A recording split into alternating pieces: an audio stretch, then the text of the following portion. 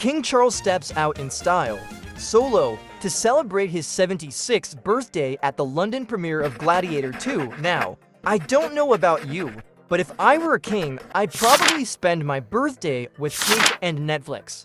But hey, Charles is clearly more of a shake hands with Hollywood royalty kind of guy. On the red carpet, he greets the legendary Ridley Scott, the director of Gladiator 2. You know, the guy who made us all say, "Are you not entertained?"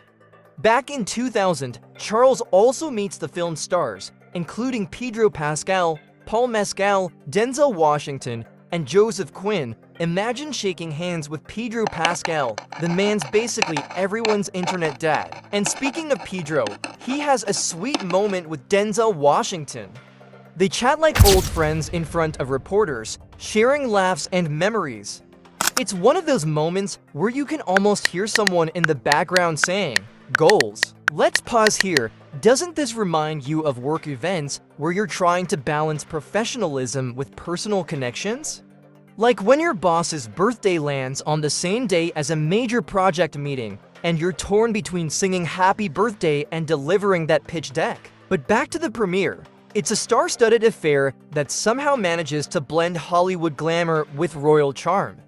King Charles shows his approachable side, making small talk like a pro.